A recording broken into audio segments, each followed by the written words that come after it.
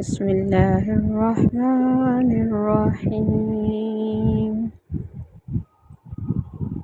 کیا آپ جانتے ہیں کہ ایک ایسے صحابی تھے جنہوں نے اللہ پاک کی رضا کے لیے اپنا مال لٹایا؟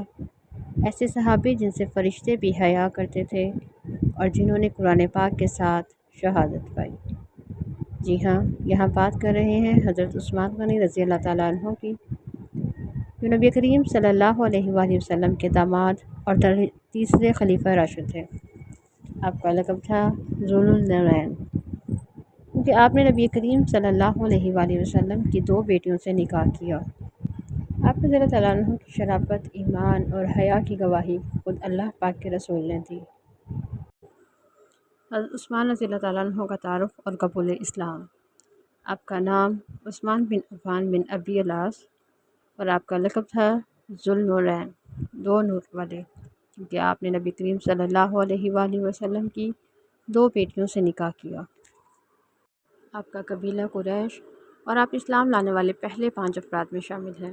نبی کریم صلی اللہ علیہ وآلہ وسلم نے فرمایا، ہر نبی کا ایک رفیق جنت میں ہوگا اور میرا رفیق عثمان ہے۔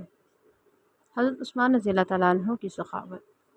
آپ نے بئر روما کنواں مسلمانوں کے لیے خریدا اور وقف کیا۔ غزوہ تبوک کے موقع پر جب پورا لشکر تیار کرنا مشکل تھا تو آپ نے 950 اونٹ، 50 گھوڑے اور 1000 دینار اللہ پاک کے راستے میں دیے۔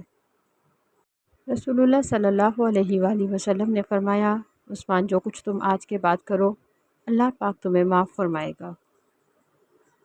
حضرت عثمان رضی اللہ تعالیٰ عنہ کی حیا۔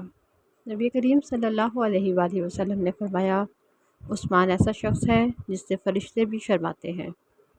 اتنی پاکیزہ نظریں، اتنی خاموش طبیعت اور اتنی محبت اللہ پاک سے۔ آج ہم ایسے اخلاق کو کہاں کھو بیٹھے ہیں۔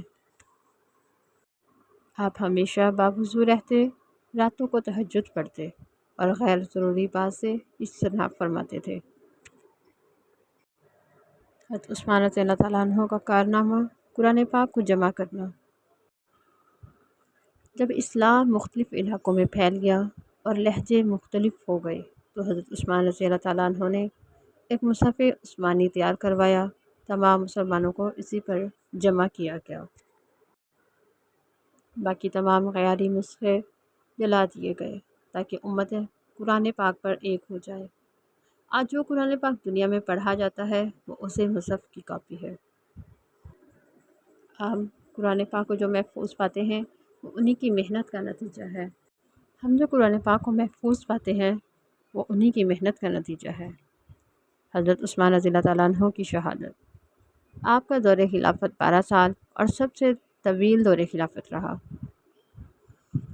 جب فتنہ بڑھا، دشمنوں نے گھر کا محاصرہ کر لیا، صحابہ کرام رضی اللہ تعالیٰ عنہ نے کہا، آپ اگر اجازت دیں تو ہم لڑیں، لیکن عثمان رضی اللہ تعالیٰ عنہ نے کہا، میں نہیں چاہتا کہ میری وجہ سے ایک بھی مسلمان کا خون بہے۔ اور ایک دن جب آپ قرآن پاک کی تلاوت فرما رہے تھے، ایک وقت اس نے حملہ کر دیا، آپ کا پاکیزہ خون قرآن پاک کے صفحے پر گرا۔ حضرت عثمان رضی اللہ تعالیٰ عنہ قرآن میں پاک پڑھتے ہوئے شہید ہو گئے۔ پیغام۔ آج ہمیں حضرت عثمان رضی اللہ تعالیٰ عنہ کی سیرت سے سخاوت، حیا، قربانی اور امت کے اتحاد کا پیغام ملتا ہے۔ تو آئیے ہم بھی حضرت عثمان رضی اللہ تعالیٰ عنہ کے نقش قدم پر چلیں، قرآن پاک سے جڑیں، حیا اپنائیں اور امت کی بھلائی کے لیے کام کریں۔ اللہ پاک ہمیں بھی عثمان غنی رضی اللہ تعالیٰ عنہ جیسا سچا، وفادار اور جنتی مسلمان بنا دے۔ آمین یا رب العالمین۔ جزاک اللہ خیرا کثیرا فی الدنیا والآخرہ، صلی اللہ علیہ وآلہ وسلم۔